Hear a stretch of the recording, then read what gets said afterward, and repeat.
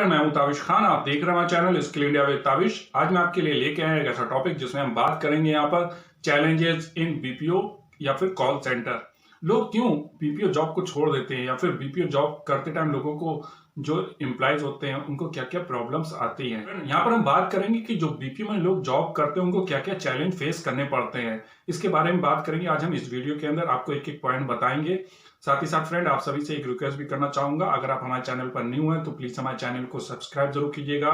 साथ में bell icon को जरूर दबाइएगा ताकि इसी तरीके के जितने भी हम वीडियो ला रहे हैं उनके नोटिफिकेशन आप तक पहले से पहले पहुंच सकें। फ्रेंड, आप सभी को मैं बताना चाहूंगा कि बीपीओ सीरीज के ऊपर हम वीडियो लेके आ रहे हैं जिसमें हम कोशिश कर रहे हैं कि ज्यादा से ज्यादा टॉपिक को कवर करने की कि बीपीओ में जॉब करते टाइम लोगों को क्या क्या प्रॉब्लम आती है या फिर आप बीपीओ में कैसे जॉब कर सकते हैं, बीपीओ में बीपीओ क्या होता है, इसके रिगार्डिंग मैं आपके लिए वीडियो लेके आ रहा हूँ इस सीरीज के अंदर।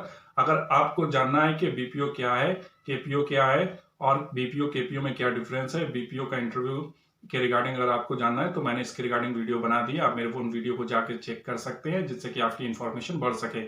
अभी हम यहाँ पर बात करेंगे कि क्यों लोग बीपीओ की जॉब को क्विट कर देते हैं या फिर उनके आगे क्या क्या चैलेंजेस आते हैं जॉब करते टाइम।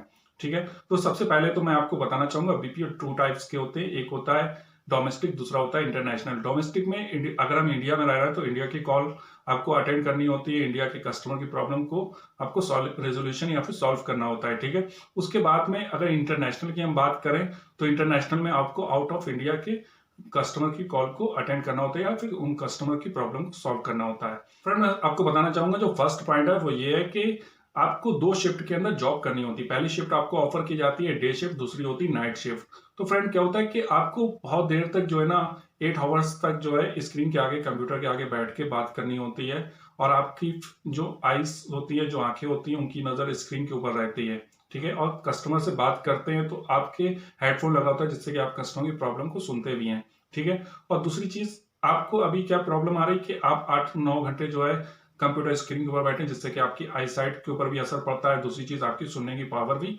कम होने लगती है। तीसरी चीज क्या होती है फ्रेंड कि अगर आप दिन में अभी जो आपकी जो आपका रूटीन है दिन का वो तो एक नॉर्मल रूटीन होता है जिसमें आप दिन में काम करते रात में सोते हैं, लेकिन जब आप रात में काम करते तो फिर आप दिन में सोते हैं। ठीक है, तो आपका जो डाइजेशन से लेके सारा सिस्टम होता है वो चेंज हो जाता है। तो फ्रेंड आपकी हेल्थ के ऊपर भी थोड़ा थोड़ा असर पड़ने लगता है। नेक्स्ट पॉइंट है ट्रैवलिंग इशू। यहाँ पर क्या होता है कि जो कंपनीज होती हैं, जो बीपीओ होते हैं वो इंडस्ट्रियल एरिया या फिर ऐसे एरिया में होते हैं जो थोड़ा सा सिटी से बाहर होता है। ठीक है, या फिर मेन सिटी में भी अगर है तो वहां पर क्या होता है ट्रैवलिंग करना पड़ती है। उनका जो हाउस होता है उससे अब पता नहीं वो कंपनी कितनी दूर हो। ठीक है, तो उनको कभी कभी क्या होता है नाइट में जब वो निकलते हैं तो उनको ट्रैवल करने में बहुत ज्यादा प्रॉब्लम होती है। ठीक है फ्रेंड, तो मैं आपको यहाँ पे बताना चाहूंगा कि कुछ कंपनी जो है अच्छी जो कंपनीज हैं वो कैब फैसिलिटी अवेलेबल कराती हैं। ठीक है, अपने जो एम्प्लॉयज हैं जो वहां पर वर्क कर रहे हैं उनको कैब फैसिलिटी देती हैं छोड़ने और लेने के लिए। ठीक है, वो उनको पिक एंड ड्रॉप करते हैं, लेकिन कुछ कंपनियां ऐसा नहीं करती हैं। तो जो कंपनियां ऐसा नहीं करती उनके एम्प्लॉय को ये प्रॉब्लम आती है। इसकी वजह से भी लोग जो जॉब है उसको क्विट कर देते हैं क्योंकि उनके आगे इस तरीके का चैलेंज भी आता है। नेक्स्ट पॉइंट है एक्यूरेट रिपोर्ट सबमिट करना या फिर कह सकते हैं कि फीडबैक जो फॉर्म होता है। ठीक है, जब आप किसी कस्टमर से बात करते हैं तो उसको फीडबैक भेजते हैं। ठीक है, तो फीडबैक के अंदर आपका जो रिजल्ट आ रहा है, ठीक है, जिसको बोलते हैं हम पीआरआर, पॉजिटिव रेट रिस्पॉन्स। वो पॉजिटिव रेट रिस्पॉन्स कैसा है, इसका भी आपका एक टारगेट होता है कि आपका पॉजिटिव रेट रिस्पॉन्स जो है ना वो अच्छा आना चाहिए, आपका निगेटिव नहीं आना चाहिए। ठीक है, ये भी एक तरीके का टारगेट आपके ऊपर रहता है। दूसरा एक टारगेट रहता है आपके ऊपर कि आपको इतनी कॉल अटेंड करनी है। ठीक है, इसका भी एक आपके ऊपर टारगेट रहता है कि दिन भर में आपको इतनी कॉल अटेंड करनी होती हैं। फ्रेंड, कुछ डेली बेसिस टारगेट होते हैं जो आपकी जो टीम लीडर्स होते हैं या फिर टीम मैनेजर्स होते हैं उनके द्वारा आपको दिए जाते हैं। तो फ्रेंड कुछ इसी तरीके के कुछ चैलेंज रहते हैं जिसकी वजह से कॉल सेंटर में जो लोग काम करते हैं उनके आगे इस टाइप के चैलेंज आते रहते हैं। फ्रेंड, जो इंटरनेशनल बीपी होते हैं उनके अंदर सैलरी तो सही होती है, ज्यादा होती है, लेकिन जो डोमेस्टिक बीपी होते हैं उनके अंदर सैलरी कम होती है।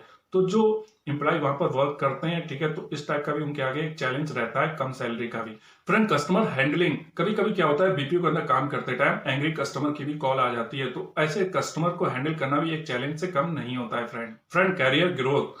कुछ एम्प्लॉय को ऐसा लगता है कि जो बीपीओ सेक्टर है उसके अंदर कैरियर की ग्रोथ बहुत कम होती है, लेकिन ऐसा नहीं है क्योंकि उसमें भी बहुत सारे स्टेप होते हैं। आप जो है जब आप कॉल सेंटर में एग्जीक्यूटिव होते हैं तो उसके बाद आप टीएल बनते हैं, टीएल के बाद में आप उनके मैनेजर बन जाते हैं और डिफरेंट टाइप के उसमें भी जॉब रोल्स होते हैं फ्रेंड। तो ये भी एक चैलेंज रहता है कैरियर ग्रोथ से रिलेटेड। फ्रेंड, कम सैलरी और रेंट एक्सपेंसेस ये भी एक चैलेंज रहता है बीपीओ में काम करने वाले एम्प्लॉय के लिए। बीपीओ के अंदर जो सैलरी इंक्रीमेंट होता है वो थोड़ा लॉन्ग उसका प्रोसेस होता है। ठीक है फ्रेंड, तो ये भी एक इस तरीके का भी चैलेंज कुछ एम्प्लॉय का रहता है। फ्रेंड, मैं उम्मीद करता हूँ कि जो मैंने आपको जानकारी दी वो आपके लिए हेल्पफुल रहेगी। अगर आपको हमारा चैनल अच्छा लग रहा है तो प्लीज हमारे चैनल को सब्सक्राइब कीजिएगा। Thank for watching my video.